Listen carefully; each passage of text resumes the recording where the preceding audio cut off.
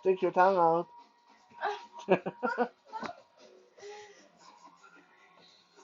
Hey guys, welcome back. Survival Saturday. We actually made it on time today.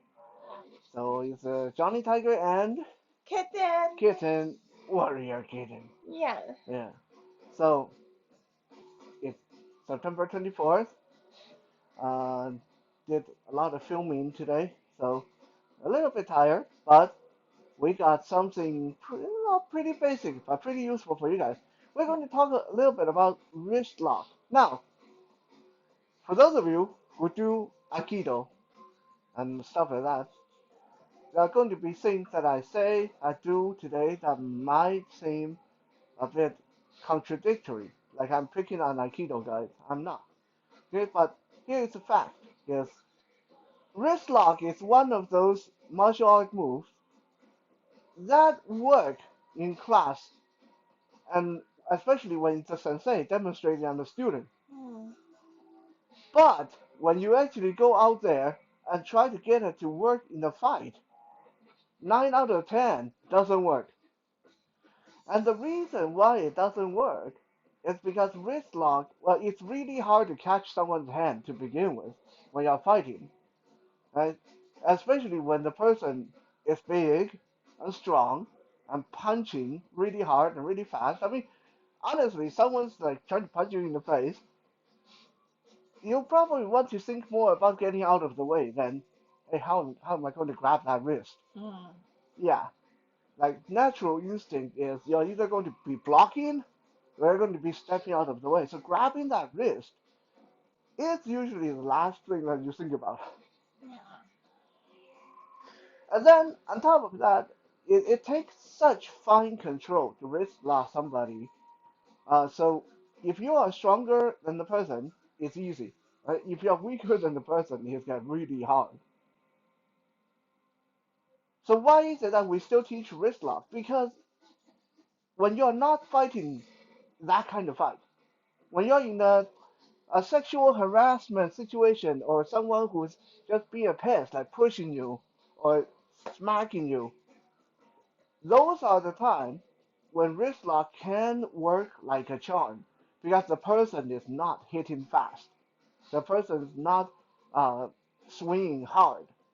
And the person may be groping, feeling, grabbing, pushing, and sometimes you might be on the ground in a sexual assault situation. The person may be busy trying to take off their pants or whatever. Do people take off their pants in sexual assault situation? I don't know. I don't know. I don't I know. never done it before. I don't know. But you know, those are times when you can actually get a hold of someone's wrist and hand very easily. So that's number one, why we do it. Number two is wrist lock may just save your life in a situation where the person got a knife and they take a swing at you. You just happen to grab the wrist, and this is so common. Like most of the time, that's what happened in people getting attacked with a weapon, knife, hammer, screwdriver. Is the person going to swing, and then you naturally are going to want to grab that, and you're going to try to hold on to it with for dear life because that you got a weapon in their hand, right?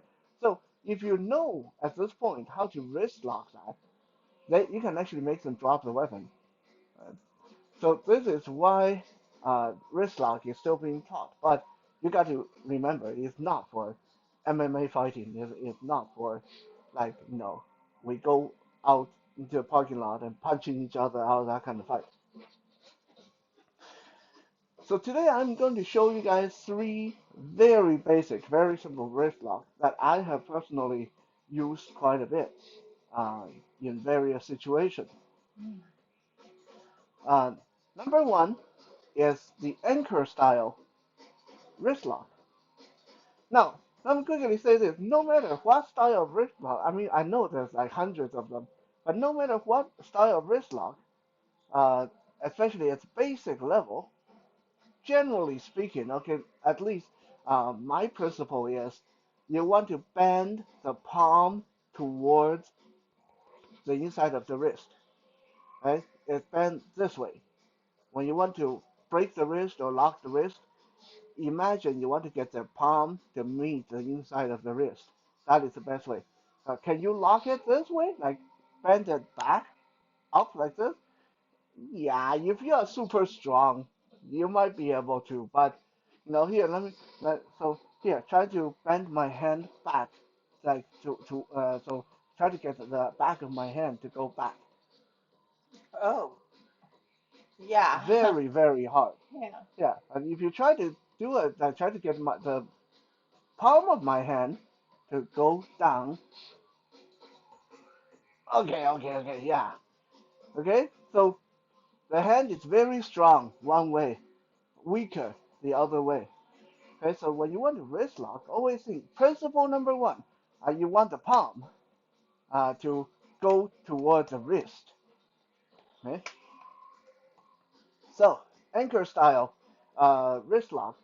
What we'll do is we're not going to go any like do the like sparring demonstration, but anytime you can, for any reason, get the person's back of the person's hand against one of your body parts. So just so for the camera, I'm going to put it on my chest, but you usually I should do it to my bicep.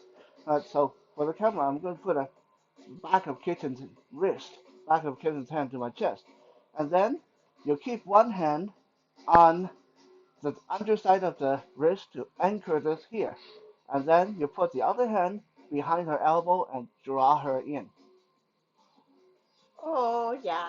Yeah, It created a stretch in my hand yeah. too to At first it feels kind of, like a stretch, and yeah, then to stop the uh, forearm. yeah, and then afterward it started to hurt. Yeah. Yeah, yeah. Now, with if you do this really fast and hard, you will sprain the wrist really bad. Okay, so this is another myth that people think is when you wrist lock someone, you wrist lock and then the person will tap out or you do it for them to tap out or whatever. That's what you see in class. Okay, in real life, you don't wrist lock someone and hold it there. You pretty much anchor it against your body and yank it in as hard as you can. And then you let go, run away. That now that wrist is messed up. Yeah. Okay, so we'll have Kitten do this the anchor style. So Kitten will grab my hand and anchor it against her body, and then she will let go with one hand and put that hand on my elbow,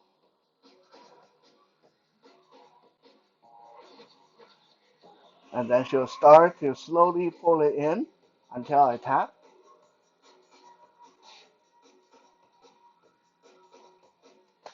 Okay.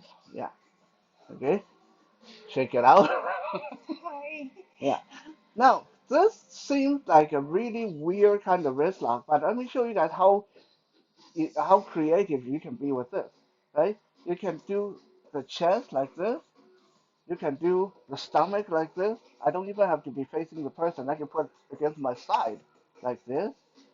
I can put it against my hip and make it this work like this, right? Or like I said, when I do it before, I usually put it right against my bicep and bring it in like this. Oh. Yeah. There was one time I was telling Kitten that the one time when the ankle was so weird that I ended up just putting the person's hand against my throat and then wrist lock this way. Oh, wow. Yeah. So anytime you can anchor the person's back of their hand against your body, you can get this to work. Yeah. Yeah. Now, obviously, there's an easy way to escape this. I'm going to show you guys too, just in case someone tried to do it to you. Now, anytime someone tried to anchor your wrist, don't panic. All you have to do is step back. Okay? So try to wrist lock me.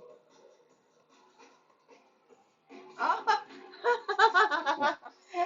Okay? So this only works if the person is keep coming forward, giving you that Right, forward pressure. right, right. Yeah. If they start retreating, you can't wrist lock them with this one. However, the second and third wrist lock will work, no matter if they're retreating or advancing. Now we'll take a look at the drop-down style wrist lock. This one is very simple. I like that one. Yeah, I know you like that one. The drop-down style wrist lock require you to again catch the person's wrist, of course. Then this time you want to bring the wrist up. You want to show the person's palm to the ceiling. Now, the more to the side you bring this, the easier this will work. If the palm doesn't come up, this is not going to work. So the palm at least have to be 90 degrees to the ceiling, preferably even out further like this. Okay? When you practice this with friends, be very gentle. This hurt like hell, right? So once you bring the palm up, you drop the weight down on the wrist. Again, we are focusing on palm going towards the wrist while I drop my weight down. The person will follow you down, otherwise the wrist get broken. Yeah. Yeah. So now we'll get Kitten to show us. Dropping the hand, dropping. Well, what are you doing down there? What are you doing down there? I was trying to get you to drop. You got to drop me, not yourself. Hey! Oh, there we go. Yeah. Not at me.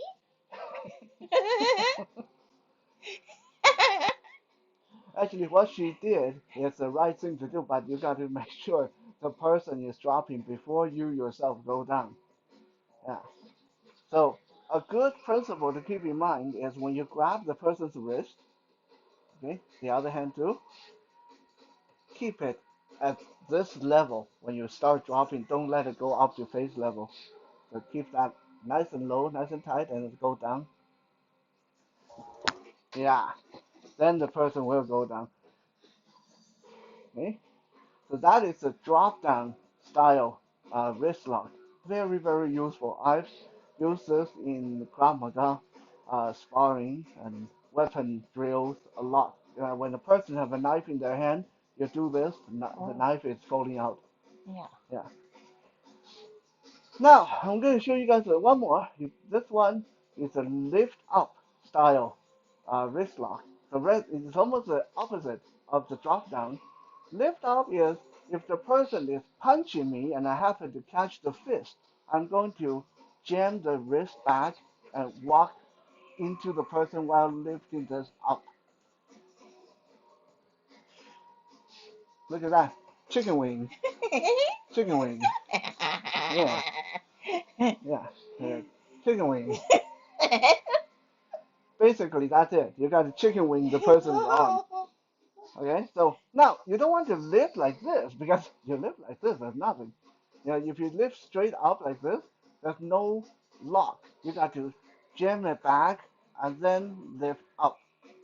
I will say that when you just lift it up, it still makes it to where I can use my arm. Yeah. When you jam it towards me, it kind of makes it to where I don't want to You move don't my want to, yeah, wrist. I don't you want to. don't want to mess with it, right? Yeah. Yeah, because it starts to hurt a lot. Yeah. Yeah.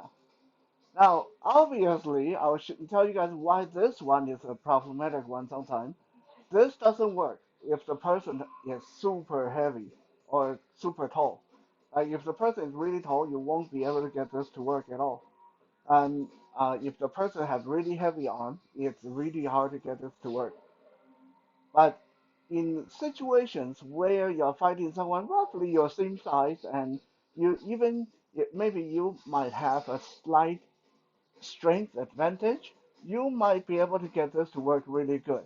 So we'll get Kitten to demonstrate it because Kitten is like roughly half of my size. Uh-huh. Which one? So we'll do the lift up one. So the person punching, you catch the hand, you got to catch it. No, that's a drop down style. Oh, Do the lift up style. catch it. Catch it, yeah. You got to jam it back into their armpit and then go up there. There we go. Oh, Yeah, there we go. Chicken wing. There we go. Okay, one more time. punching. There we go. You guys see, even when I try to resist, it's hard. It's hard. Once my wrist start bending, once my elbow start bending, there's just no resisting this because we are uh, roughly the same height. I mean, she's come up to my belly button, but you know.